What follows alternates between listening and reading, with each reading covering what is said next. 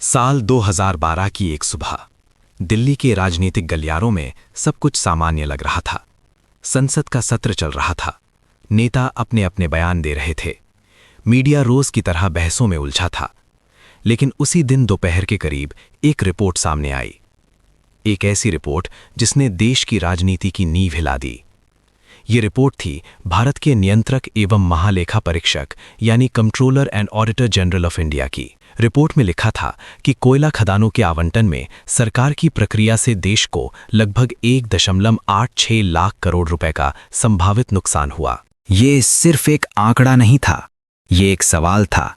क्या देश की सबसे कीमती प्राकृतिक संपदा को पारदर्शी तरीके से बांटा गया, या फिर बंद दरवाजों के पीछे कुछ और ही खेल चल रहा था? यहीं से शुरू होती है कोल एलोकेशन स्कैम की कहानी, जिसे लोग कोल गेट के नाम से भी जानते हैं। भारत की अर्थव्यवस्था में कोयले की भूमिका क्या है, इसे समझे बिना इस कहानी को समझना मुश्किल है। कोयला सिर्फ एक खनिज नहीं है, ये भारत की बिजली उत्पादन का मुख्य स्रोत है। देश की बड़ी मात्रा में बिजली कोयले से बनती है। 1970 के दशक में जब देश ने कोयला उद्योग का राष्ट्रीयकरण किया, तब मकसद था संसाधनों पर सार्वजनिक नियंत्रण और पारदर्शिता। इसी दौर में बना कोल इंडिया लिमिटेड, जो दुनिया की सबसे बड़ी कोयला उत्पादन कंपनियों में से एक है। लेकिन 1993 के बाद एक नई व्यवस्था शुरू हुई। निजी और सार्वजनिक कंपनियों को कैप्टिव माइनिंग के लिए कोयला ब्लॉक्स आवंटित किए जाने लगे। 1993 से लेकर 2010 तक केंद्र सरकार ने अलग अलग कंपनियों को कोयला ब्लॉक्स दिए। इनमें से कई ब्लॉक्स बिजली उत्पादन, स्टील और सीमेंट जैसे उद्योगों के लिए थे। लेकिन बड़ा सवाल ये था, इन ब्लॉक्स को कैसे दिया गया? उस समय तक सरकार स्क्रीनिंग कमेटी नाम की प्रक्रिया के जरिए कंपनियों का चयन करती थी। कंपनियां आवेदन देती थीं और एक समिति तय करती थी कि किसे ब्लॉक दिया जाए। 2012 में सीएजी की रिपोर्ट में कहा गया कि यदि इन ब्लॉक्स की नीलामी की जाती तो सरकार को कहीं ज्यादा राजस्व मिल सकता था। रिपोर्ट में अनुमान लगाया गया कि नीलामी न करने से देश को 1.86 लाख करोड़ रुपए का संभावित नुकसान हुआ। रिपोर्ट के सामने आते ही संसद में हंगामा शुरू हो गया। उस समय केंद्र में इंडियन नेशनल कांग्रेस के नेतृत्व वाली सरकार थी और प्रधानमंत्री थे मनमोहन सिंह।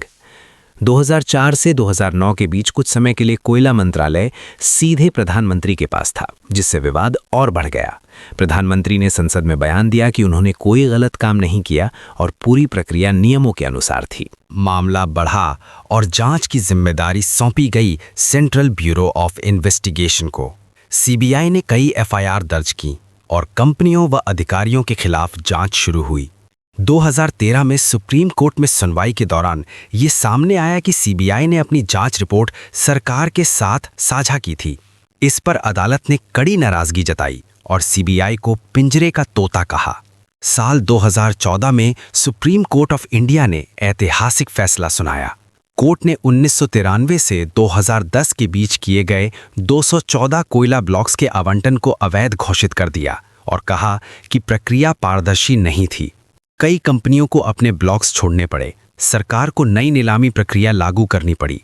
सीएजी द्वारा बताए गए 1.86 लाख करोड़ रुपए के आंकड़े पर बहस जारी रही। ये संभावित लाभ का अनुमान था, न कि सीधे सीधे साबित हुआ नुकसान। आने वाले वर्षों में सीबीआई की विशेष अदालतों में कई मामलों की सुनवाई हुई। कुछ मामलों में दोष सिद्धि हुई तो कुछ में आरोपी बरी हुए। इस पूरे घटनाक्रम के बाद सरकार ने ई ऑक्शन के जरिए नई नीलामी नीति शुरू की, जिससे पारदर्शिता बढ़ाने की कोशिश की गई।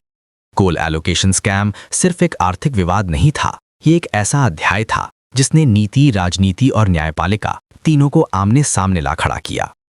एक रिपोर्ट से शुरू हुई ये कहानी सुप्रीम कोर्ट के फैसले तक पहुंची। सैकड़ों ब्लॉक्स रद्द हुए और नीतिगत ढांचे में बड़ा बदलाव आया। कोयले की इस काली कहानी ने भारत की व्यवस्था को आईना दिखाया कि प्राकृतिक संसाधनों का प्रबंधन सिर्फ आर्थिक नहीं बल्कि नैतिक जिम्मेदारी भी है। और शायद यही इस पूरी कहानी का सबसे बड़ा सच है।